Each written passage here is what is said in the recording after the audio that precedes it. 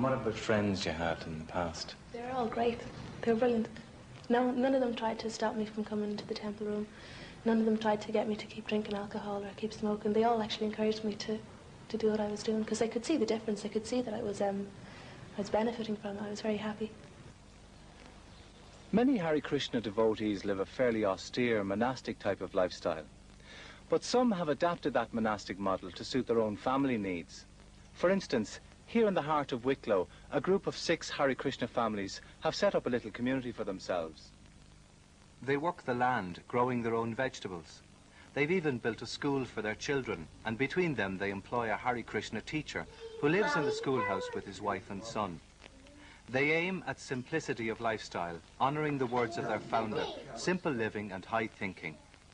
Start with the biggest bridge at the bottom. It's good to start with the biggest, isn't it? On Sundays, they meet as a community for worship and a meal together. Hare Krishna devotees take 4 vows: no meat, no intoxicants, no illicit sex, and no gambling. Krishna even specified the exact type of food they should eat and how it should be prepared. Martin Blake is from Ballymurphy in Belfast. An IRA activist, he found Krishna consciousness while in Long Kesh. He married Helen Blameyer, a Protestant from the Malone Road area of Belfast. Today she's known as Hare Krishna, and his religious name is Uddhava. Far from sectarian Belfast, this is the place they've chosen to live and rear their 3 children. No, we were just looking around, basically somewhere that wasn't too far from Dublin, and somewhere we had a few places because a few families wanted to move together. So, by Krishna's mercy, we found this nice place. It's very different from Ballymurphy and Malone Road. Yeah, contrast. It's lovely. I wanted my children to grow up in the country. I didn't want my children to grow up in the city. And I think they're having a beautiful childhood, and I'm so happy we moved here.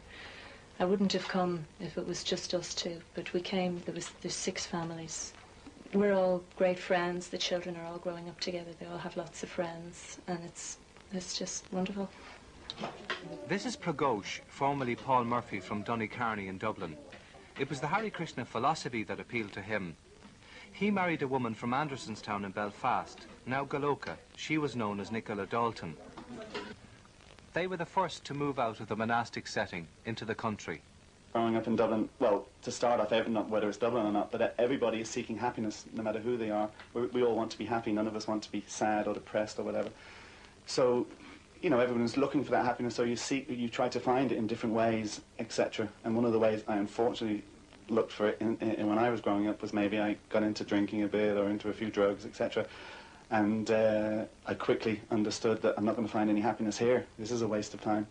And around that time, I met the Hare Krishna devotees, and they reinforced that you can't, no matter what you try in this material world, if it's a material solution, it won't make you happy, because we're eternal, the body's temporary. So if we're trying to please the body, we're ultimately going to be frustrated. So we have to seek spiritual happiness. So it was really through frustration and the logic of that philosophical debate that brought me to a spiritual way of life. Every aspect of my life changed. And just from the practical point of view that, well, I was already a vegetarian, but I'd have spent a considerable amount of my leisure time in the pub. And in fact, well, that was one of the things that clinched it for me when I moved into the temple, just to try it out, just because I had already decided that I fully agreed with the philosophy and I wanted to try out the whole lifestyle. And when I saw in the temple that the devotees, they were all young people, they could have been down the pub in nightclubs, and they were quite happy in the evening to have a drink of hot milk and go to bed. I thought they must be fairly happy and confident in what they're doing, and they must be very satisfied within themselves. No concern about image or being cool. So that was actually clinched it for me. When I started working with these devotees, I asked them to explain to me a little about Krishna consciousness. They gave me some books, and it made a very big impression on me. It was like reading about something that I already knew. It wasn't something mind-blowing that was very hard to understand. It was like reawakening something I already knew, but I had temporarily forgotten. In Lankesh, I wasn't completely. I was just introduced to Krishna consciousness. It was later on, but yeah, it was the philosophy more than anything, and the fact that people were actually practicing it, I suppose, because Krishna consciousness is not that different from Christianity or any theistic, doctrine, but it just seemed to explain things a lot more clear, and the people who were explaining it was most important, I suppose. The basis of the marriage is a spiritual basis. So when we enter marriage, we both know that it is for life, and there will never be any separation. We won't break up.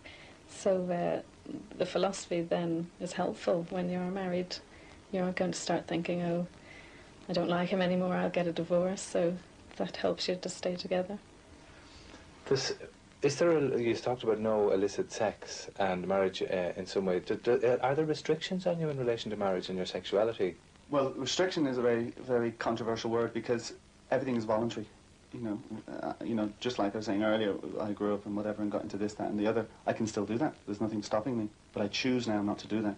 So the restriction is a voluntary restriction. That's important because sometimes people confuse that. They think that, there's some outside restriction that somebody's imposing something on you. So it's a voluntary restriction.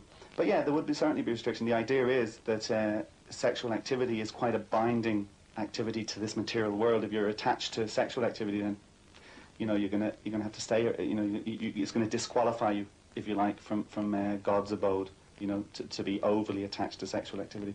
But having said that, there is also, in terms of procreation, that activity, that is a service to God, because you're generating children, and then the idea is that you'll raise those children with a view to encouraging them in religious, spiritual life.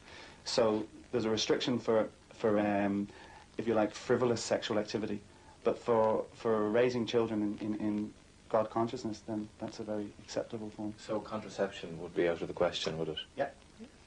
In the days before new housing, Ballymurphy was a notorious trouble spot, the epitome of working-class Belfast.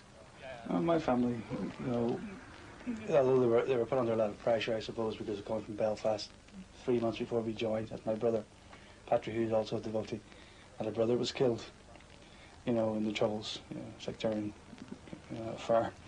And so from that point of view, it was like losing 2 other sons, I suppose, and it was quite tough, but we were aware of that. So we went home and visited my mum and dad, so they were just happy that, that we were content in what we were doing, and I think more importantly, they weren't going to lose us in the same way that they lost my brother, Affluent Leafy Malone was more or less untouched by sectarian violence, a strong difference to the culture of Krishna. I'm sure most devotees would say the same thing. You don't go home and say, Mom, I'm going to be a Hare Krishna, and your parents go, oh, that's wonderful. They just don't say it. But on the other hand, they're very reasonable